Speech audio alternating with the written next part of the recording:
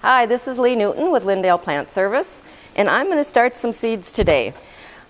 Start off with your specified seed mixture.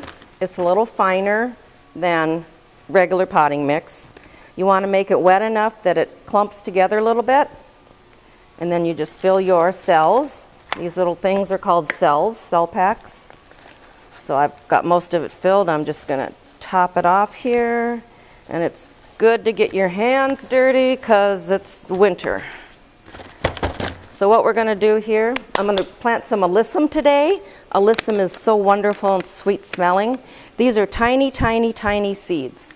When you look at your seed pack, it's going to tell you how long to expect it till it germinates, when it can go outside. So if here in Minnesota, let's say something is going to be ready in 12 weeks, you take 12 weeks past our last frost date and you get the preferred planting time. Now alyssum can take a little coolness, so these will be the first things that go outside in my yard this year. These are very, very fine seeds, so what I'm going to do is more like a broadcast seeding, where I'm just going to sprinkle them on top of the surface of the soil. They barely need to be covered, so I'll sprinkle, sprinkle, sprinkle, and then I'll add some cover back on top, a little bit of this stuff. And again, the back of your seed packet will say whether it needs to be covered, how deep it needs to be planted. And then I like to just water that in by using a little spray bottle.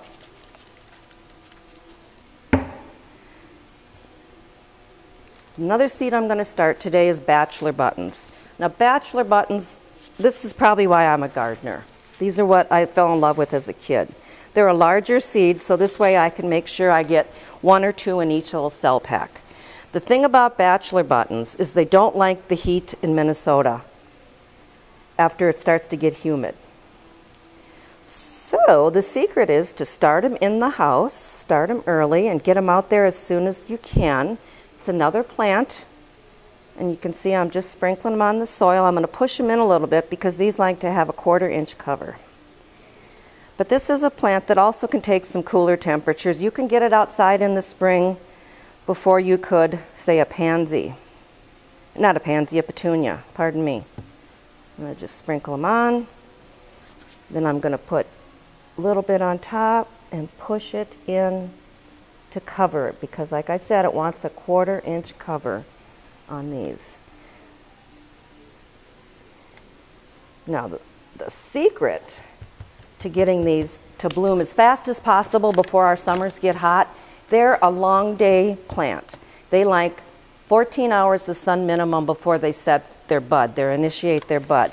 So what I'm going to do is I'm going to put these under lights 14 hours a day when they're about 1 inch or so high. That way, when I get them outside, they're already going to be ready to initiate their bloom, and they're going to bloom until our hot summers take them out.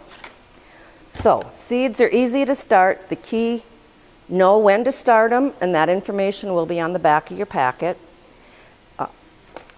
Keep them under light. This plastic that I'm putting over it now keeps the soil moist until those little seedlings come up.